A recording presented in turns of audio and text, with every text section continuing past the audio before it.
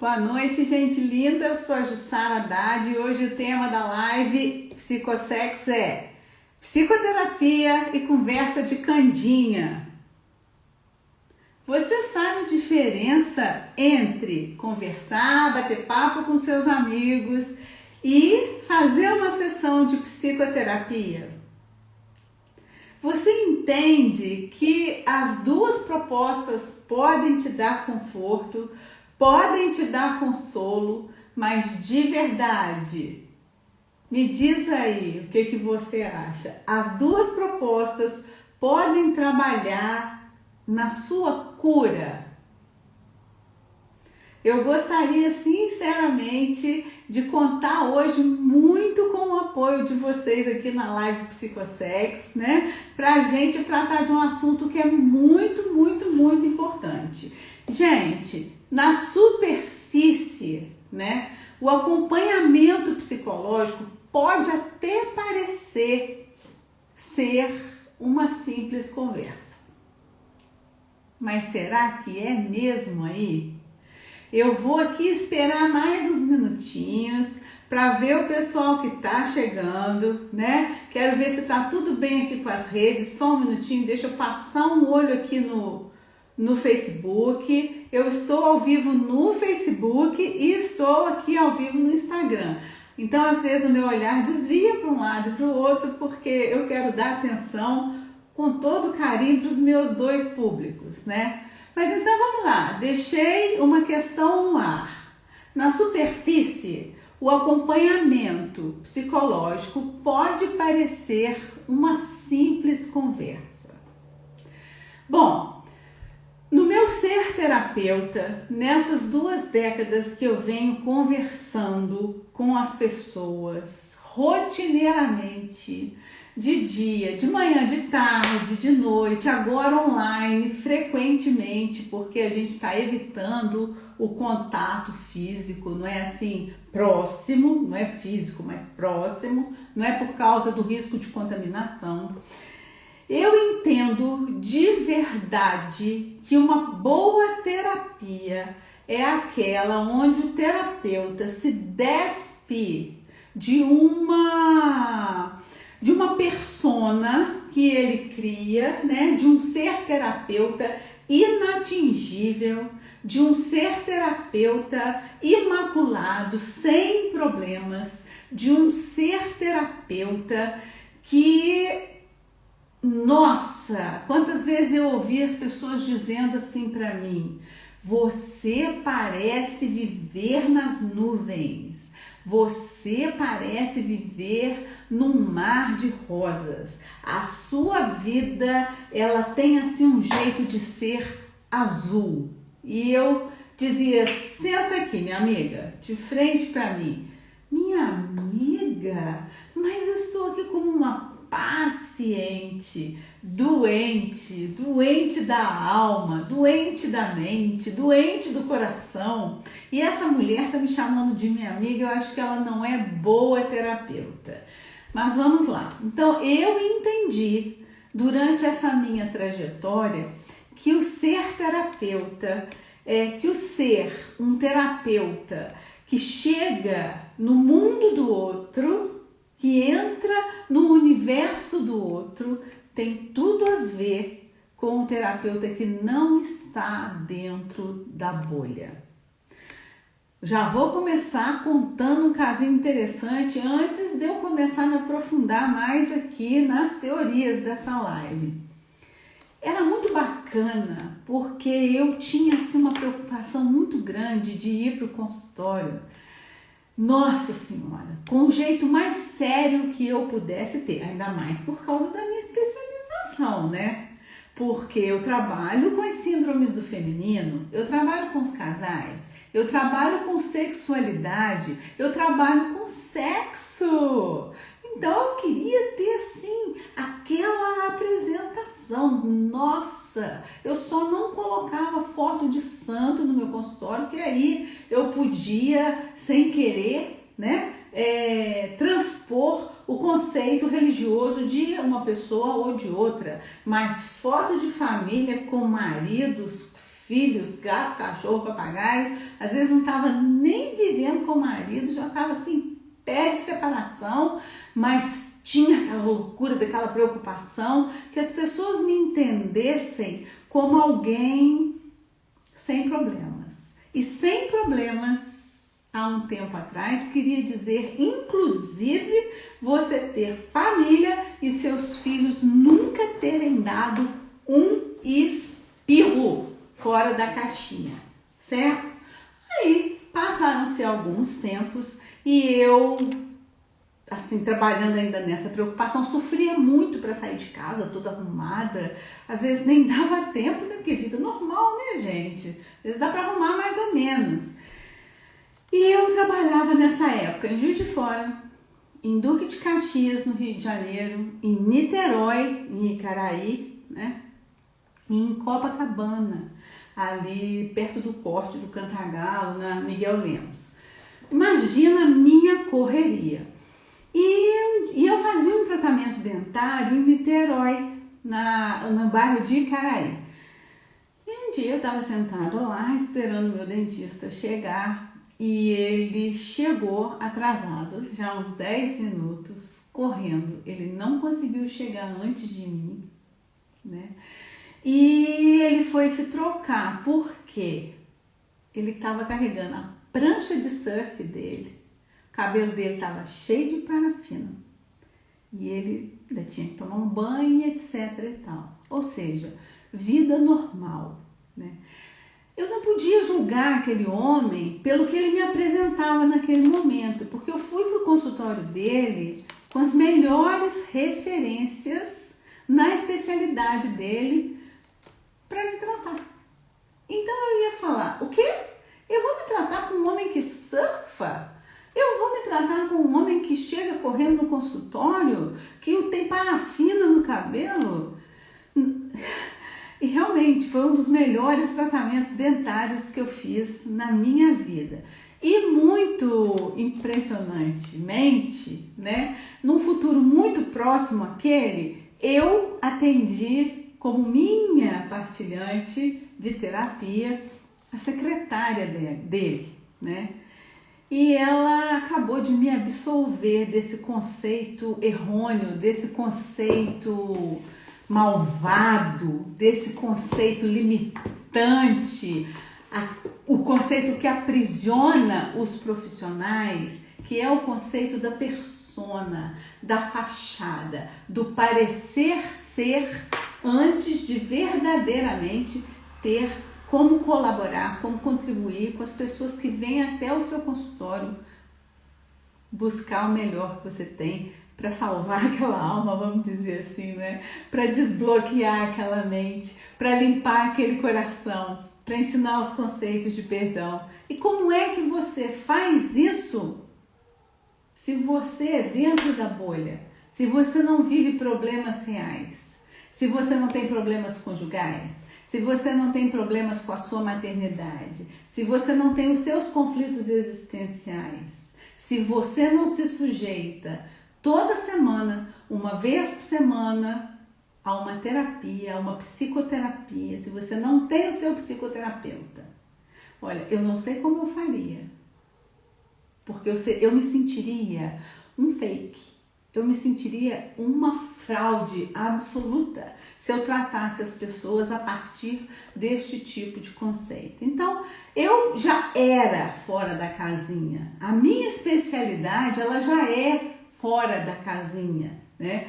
Depois, então, desse meu dentista, eu falei, tô livre, liberada, né? E eu vou dar sempre, continuar dando o meu melhor para os partilhantes, para as pessoas que vierem aqui para o meu consultório estarem comigo, tá? Gente, em relação às amizades, e é algo que difere muito da psicoterapia, né?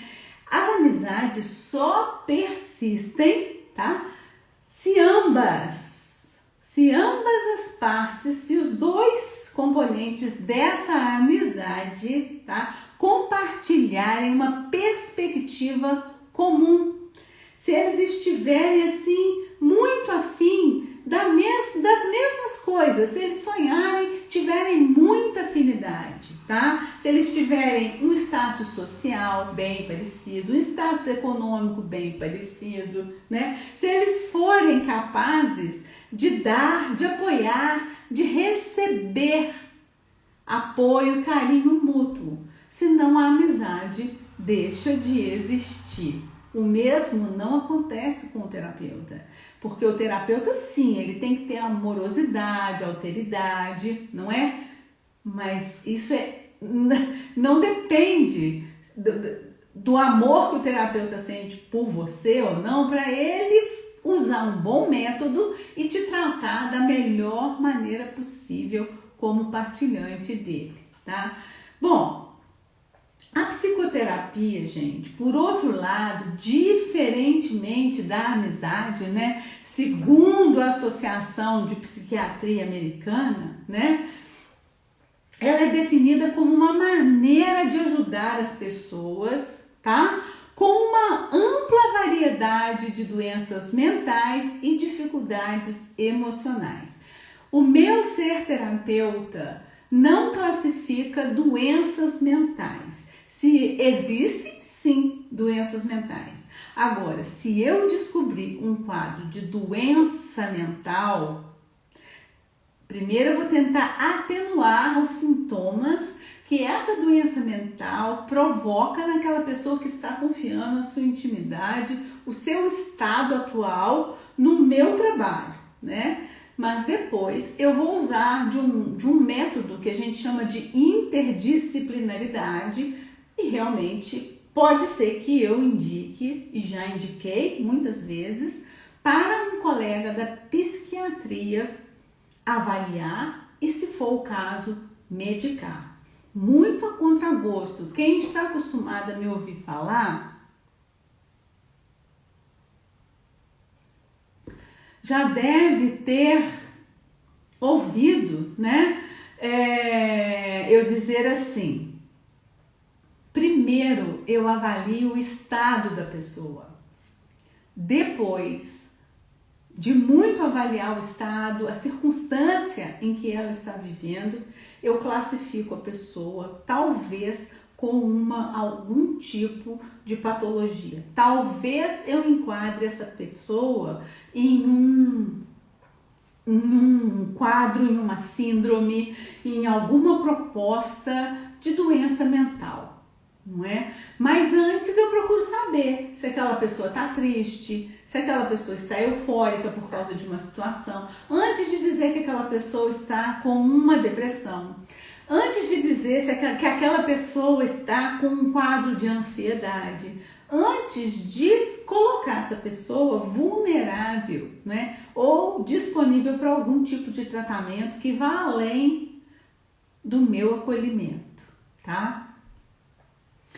A psicoterapia pode ajudar a eliminar ou controlar sintomas problemáticos para que uma pessoa possa funcionar melhor e aumentar o bem-estar e a cura, sem que essa pessoa tenha que passar por métodos mais rudes, mais traumáticos, como por exemplo, viver muito tempo sob efeito de uma medicação que vai tirar dela grande parte da sua alegria, grande parte da sua espontaneidade, grande parte da sua autenticidade. Muitas vezes, uma boa psicoterapia vai trazer essa pessoa para um encontro com o mundo existencial dela e ela não vai precisar se expor a isso. Então, ajudar os pacientes a se conhecerem e crescerem pessoalmente é pré-requisito básico de um psicoterapeuta empenhado em ajudar as pessoas a se livrarem de artifícios, de químicas, de drogas que vão dissituá-las completamente do seu mundo, do seu eixo familiar Então, vem aí mais uma observação que eu sempre gosto de fazer. Olha só, não sei se vocês sabem, os sanatórios, as clínicas psiquiátricas do governo, eles foram extintas, né? Não existem mais sanatórios onde você possa simplesmente pegar um ente seu, um filho, um sobrinho, um tio, alguém que está incomodando o ambiente doméstico com as suas manifestações, classificar como louco, como demente, como alguém que precisa... a pessoa precisa tomar um choque, as pessoas dizem assim. Essa pessoa precisa de camisa de força, não é? Os familiares dizem assim. E muito covardemente, não é? Tempos atrás, pegavam aquele jovem que estava cheio de gás, cheio de sonho, cheio de projeto de vida, em estado de euforia, às vezes perdia um pouquinho o norte, bebia um pouquinho a mais, fumava uma maconha a mais, uma coisa assim, ou ficava noites e noites mais na rua com seus amigos, e a família, para não ser incomodada, falava: doutor, esse menino tá com problema, esse menino não tá normal, esse menino canta, esse menino grita, esse menino dança, esse menino se manifesta de algumas maneiras dentro de casa que eu acho que ele é doente, transtornado, tá me incomodando muito, a gente não tá mais dando conta dessa pessoa dentro de casa. E às vezes só por isso um jovem era classificado como louco e era internado em um hospital psiquiátrico. Então, o que a gente tenta fazer quando na psicoterapia a gente usa a alma, usa o coração, além da nossa formação, além do método? Quando a gente humaniza o nosso método, além do que o método pode fazer pelas pessoas, a gente procura primeiro, com uma escuta muito amorosa, muito altera, com o coração completamente aberto para o que aquela pessoa tem a contar para gente, sem nenhum tipo de prejuízo, ou seja, sem nenhum julgamento sobre as atitudes e a expressão daquela pessoa. A gente tenta de todas as maneiras entender que ela está vivendo um estado, que ela está passando por uma circunstância, que ela está tendo uma crise existencial, que ela está tendo uma confusão, por exemplo, sobre o lugar no mundo onde ela está, não é? Porque muitas vezes ela foi além do que a família dela sabe, do que a família dela concebe, e ela estudou muito, e ela leu muito, e ela começa a manifestar, como ela ainda é muito imatura, por exemplo, os jovens, né? Começa a manifestar ali de todas as formas o seu conhecimento, e a família fica incomodada com aquilo, e ele fica incomodado, se sente dissituado. Então, num processo de psicoterapia, antes que a pessoa seja encaminhada para um médico psiquiatra, por exemplo, que vai medicar, o psicoterapeuta tenta de verdade provar que aquela pessoa, que aquele paciente não é maluco, não é doido, não tem um transtorno mental, que ele não se enquadra dentro dos códigos do CID, não é? Ou do DMS-5, que os psiquiatras e a farmacologia criaram um livrão desse tamanho assim, ó, cheio de códigos para transtornos mentais. Vocês acreditam nisso? Enquadra porque essa pessoa é psicopata, enquadra porque essa pessoa é neurótica, enquadra porque essa pessoa é esquizofrênica, enquadra porque essa pessoa é maníaco-depressiva, enquadra porque essa pessoa tem borderline, enquadra porque essa pessoa tem código para tudo. E a farmacologia já inventou remédio para tudo. Então existe sim uma tendência a encaminhar as pessoas para esse tipo de tratamento. Mas vejam só, uma coisa muito importante. É muito cruel encaminhar uma pessoa para esses tipos de tratamento quando, na verdade, ela só está confusa, ela só está eufórica, ela só está triste, ela só está com uma expectativa muito grande e não tem nenhum transtorno. Concordam comigo? Bom, e aí o que acontece muitas vezes? Muitas vezes a gente não é orientado, principalmente quando se é muito jovem e que os pais são muito ocupados, muito corridos, não tem muito tempo para avaliar de verdade o que seus filhos estão passando, não é? E a gente encontra nos amigos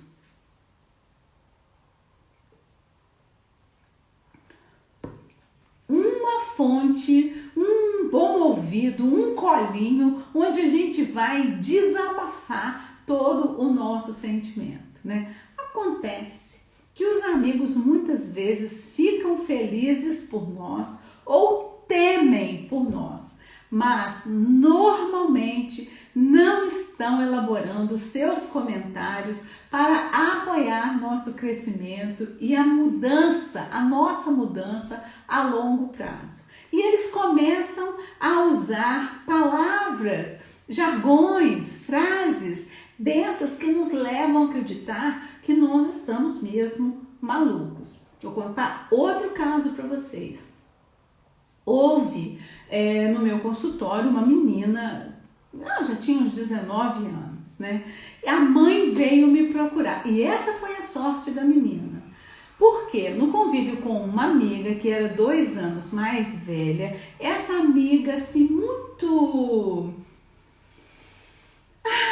metida a entender de tudo da psique dos outros, do coração dos outros, porque vocês já viram? Tem muita amiga assim, que acha que tem uma veia terapêutica, que acha que é aquela amiga que pode resolver a vida de todo mundo, que acha que é aquela amiga que sabe dar conselho. E essa amiga, ela é tão intrometida, mas tão intrometida, que ela foi falar com a mãe da menina de 19 anos, se a mãe não achava que deveria procurar um psiquiatra, porque a menina estava sofrendo muito e ela achava, por tudo que ela tinha lido na internet, viu, tia? Eu li na internet muito a respeito disso e eu acho que a sua filha está passando por um processo. Como é que ela falou assim? Ela não sabia nem como dizer, né? Mas ela quis dizer que a menina tinha uma labilidade emocional muito grande, que a menina era muito instável e que a menina devia, por tudo que ela leu na internet, procurar um psiquiatra. Olha, a mãe falou assim, nossa, essa amiga tão inteligente, a menina já está na faculdade, né? Se ela está dizendo aí que a minha filha tem esse problema, então pode ser que ela tenha mesmo. Mas, por sorte, a mãe não sabia que caminho tomar e ao invés de cair, né, num médico que já ia logo medicar essa menina, foi parar no meu consultório, né? E aí, chegando no meu consultório, a mãe da menina veio me contar o que aconteceu. A menina ficou caladinha e eu falei assim, olha, eu vou cuidar da sua filha, mas eu não posso ficar com a senhora e com a sua filha dentro do consultório. Enquanto eu converso com a sua filha, a senhora tem que sair, né? Então eu vou ficar aqui na salinha de espera. Eu falei, não, eu vou pedir à senhora, por favor, que vá dar uma voltinha lá no comércio, porque eu preciso conversar com a sua filha a sós. Se a senhora estiver aí, ela não vai conseguir se abrir para mim. E assim foi. Como eu vi que a mãe estava muito interessada em continuar controlando a situação, que ela foi influenciada pela amiga da filha que sabia tudo, que pesquisava tudo, que estudava aquilo na faculdade, que lia aquilo no Google, eu fechei a porta do consultório, mas eu fechei também a porta de fora da salinha, porque era para a moça ter bastante segurança de me contar as coisas ali. E a moça realmente me disse que tinha muita alteração de humor, que uns dias estava alegre, que nos outros dias estava muito triste, e que essa amiga ficava muito impressionada e começou até a debochar dela. Ei, fulana, como é que eu vou te encontrar hoje, hein? Você vai estar rindo, brincando, ou você vai estar xingando? Você vai estar chorando? Você vai estar desesperada? O que você vai me contar hoje? Então, seja, a amiga já até escarneava um pouco o que ela tinha para apresentar. Mas o que acontece é que essa moça tinha mesmo muita vergonha de contar a verdadeira razão pela qual ela estava daquele jeito. Ela confiava na amiga, ela não podia confiar na mãe. E ela só dizia que a casa dela era um verdadeiro inferno, que ela não queria mais ficar em casa, que ela ia procurar um jeito até de se drogar, que ela estava pensando em morar na rua, para falar a verdade. Aí no outro dia, como ela era moça, 19 anos, ela conversava com os rapazes, conversava com outras moças, ela chegava mais alegre. Puxa, que bom, conversei com fulano, tô feliz, tô alegre, não sei o que, taraná, taraná. Aí a amiga começou a tecer prejuízos sobre a menina de 19 anos, né? Então achou logo que ela estava doente, que ela estava maluca, que ela precisava de tratamento. Bom, e o que era? A menina era abusada, molestada pelo pai. Constantemente. Era a mãe sair, era a mãe entrar para um banho, era a mãe visitar a avó que era doente. A menina era molestada pelo pai. A menina não aguentava mais aquilo e o pai falava, fica quieta, porque se você não ficar quieta, eu vou dizer para sua mãe que você está louca, ou eu vou te tirar alguma coisa, ou eu sou capaz de me matar, ou de te matar, ou de nos matar. Então você não conta. E essa coisa que o pai fazia com ela já vinha de muitos e muitos e muitos anos. Desde pequenininha que ela era molestada pelo pai e ela nunca pôde dizer nada para ninguém, porque o pai sempre falava, não conta para sua mãe, não conta para sua mãe que se você contar eu vou te tirar isso, se você contar eu vou te castigar desse jeito, se você contar sua mãe vai morrer, se você contar... Então a menina cresceu assim, assustada, apavorada, mas ela não era, ela tinha realmente um trauma.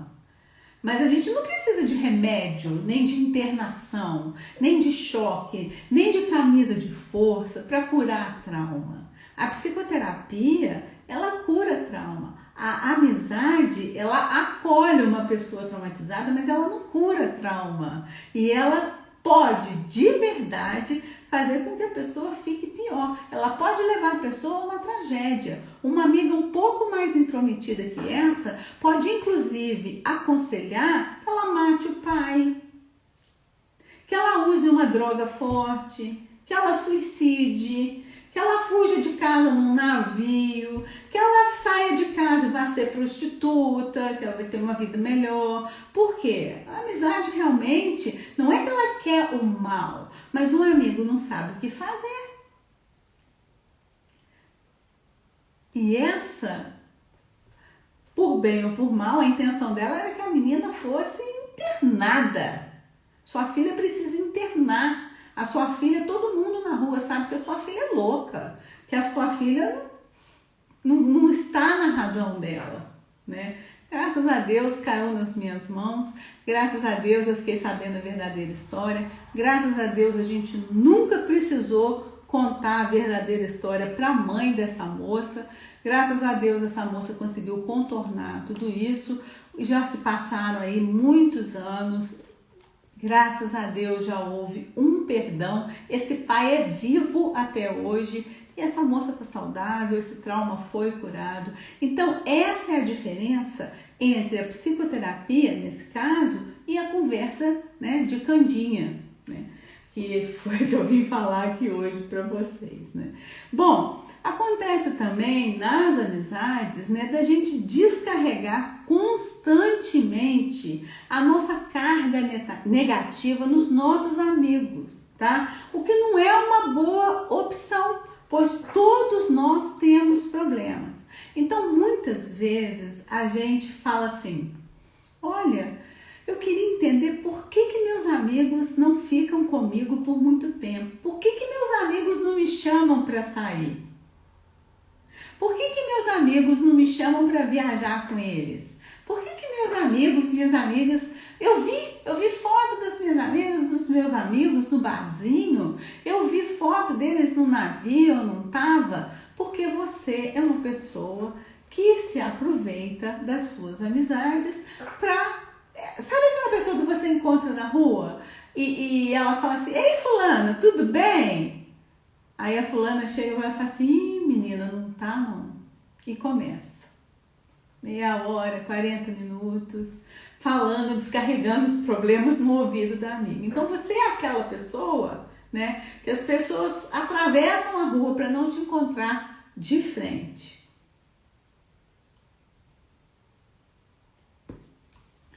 Se você tem um psicoterapeuta, você pode, uma vez por semana, sentar na cadeira, na poltrona, na frente do seu psicoterapeuta e falar mal da sua mãe, da sua avó, do seu pai, de você, do seu gato, do seu cachorro, do seu papagaio, do seu carro, do seu trabalho, do seu chefe, do seu pé, do seu bumbum, do seu cabelo, do problema nenhum que você tem, do problema todo que você tem, do problema nenhum que para ninguém é nenhum, para você é todo, é o mundo, né? E isso tem que ser respeitado. Então, essa é a diferença. O terapeuta não vai falar: nossa, como a fulana é chata. Ela não é chata. Ela está ali porque ela está de verdade precisando desabafar sobre aquele problema, né? É importante a gente ter alguém para conversar, mas é importante separar os momentos. Quando a gente realiza isso, a gente deixa de tratar a amizade como algo positivo, né, e mútuo. Mas a gente vê ali naquela relação uma relação benéfica somente para uma das partes. Vocês já passaram por isso? É assim: você chega para a pessoa e fala: tá tudo bem? Tá? E você? Tudo bem, tá tudo bem e tal. Mas menina, eu tive um problema assim no trabalho, que não sei o que. Aí você conta um pedacinho do seu problema. Aí a pessoa vem e fala: você acredita que eu tive esse problema também? E aí ela começa a te contar um problema de um tamanho, ela não para mais. Você precisava desabafar. Você não chegou a falar assim a segunda vírgula do seu desabafo. E toda vez que você encontra com aquela pessoa, ela faz isso com você. Ela te usa e faz com que você seja um ouvido desse tamanho para ela só. Só ela se beneficia dessa amizade. Normalmente, bom, tem muitas amizades que são assim. Eu era mais nova, muito interessante, né? Eu já contei para vocês que eu sempre quis estudar, que eu tenho essa veia terapêutica desde menina, essa veia cuidadora desde menina. Não vou falar aqui as coisas que eu fazia, porque a gente não mostra para a mão esquerda o que a gente faz com a mão direita, né? Assim, mas eu tenho essa alma cuidadora desde cedo. E eu sempre quis estudar psicologia, depois a filosofia me encantou muito mais, eu me encontrei e eu faço a minha clínica filosófica esses anos todos, né? Mas a verdade é que não é todo mundo, né, que é assim. E realmente tem muita gente que aproveita das amizades, que tem essa veia terapêutica, que tem esse acolhimento e ó, fala.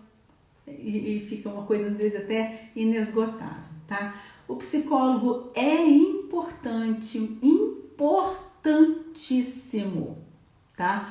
Alguém para desabafar. Então o psicólogo, dentro desse contexto, com toda a imparcialidade que ele tem, é a pessoa ideal para você desabafar. O terapeuta, o psicoterapeuta, o psicólogo, o filósofo clínico, aquela pessoa que tem a capacidade de deixar você falar, que te escuta inesgotavelmente, que não te julga, que não quer sobrepor. Olha que coisa importante, isso cabe nas relações também.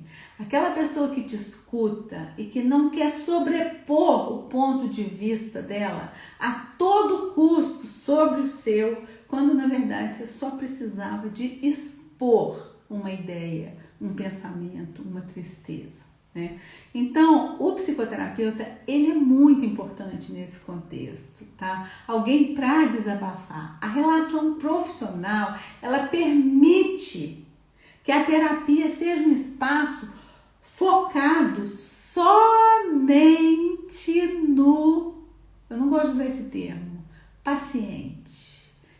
Prefiro usar o termo partilhante. Então, que todo aquele espaço, que tudo seja focado somente no partilhante, na pessoa que está precisando muito, né? E não se esqueçam, eu já falei isso aqui um minutinho atrás, muito importante vocês entenderem, acreditarem que um psicoterapeuta tem um aspecto muito diferenciado do seu amigo, que é a imparcialidade, tá?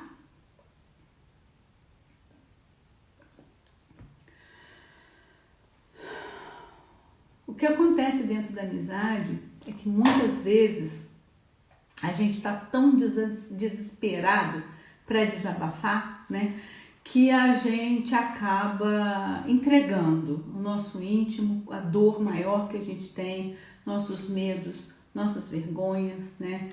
Mas muitas vezes a gente sabe que a gente está sujeito ao julgamento das pessoas, né? Sobre as nossas ações e sobre os nossos pensamentos. Bom, gente, essa era a mensagem que eu tinha para trazer aqui hoje, né? Vale muito a pena ter um amigo, é muito importante, mas eu acho assim que as amizades, elas têm que ser acolhedoras, sim. Você tá triste? Me dá um abraço aqui. O que aconteceu? Fala rapidinho o que aconteceu, não aumenta demais, não pesa energeticamente a vida do seu amigo, né? Pede colo, pede para chorar um pouquinho, mas não pede opinião. Não pergunta o que ele faria, porque não é ele que vive ali de verdade, rotineiramente aquela situação. Muitas vezes ele vai te dar um conselho que serviria para ele, mas que não serve para você, né? E isso sem te analisar, né? Porque o psicoterapeuta responsável, quando ele chega a te dar um conselho, é porque ele já te analisou muito. Ele já tem a sua historicidade, ele já tem a maneira como você pensa, como você processa as coisas, e aí ele pode te dar conselhos. E os amigos, muitas vezes, não. Então, é importante ter amigos, sim, mas é muito mais importante a gente ter amigos para brindar a vida, para celebrar as coisas, né? Para se divertir, para passear, mais que para confidenciar a nossa vida. E meu último recado, muitas vezes, para a gente ficar vulnerável à entrega, à traição, né? A um golpe por parte dessa pessoa que a gente considerava amiga e de repente não nos suportou mais e nos expôs de alguma maneira, né? Meus amigos, boa noite. Muito obrigada pela participação de vocês. Estou muito feliz de ter trazido essa mensagem aqui, né? Se vocês quiserem me deixar alguma pergunta, me deixem lá. Podem, se quiserem me perguntar algo assim no sentido mesmo de uma terapia, alguma dúvida que vocês têm, alguma dor, algum desejo, né? Podem deixar lá no meu direct que eu respondo. Quem está aqui comigo, quem me conhece sabe que eu sempre respondo com todo carinho, né?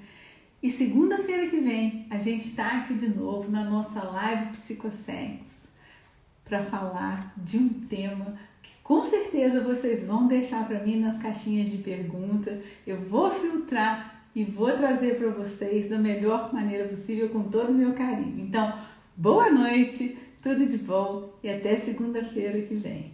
Um beijo.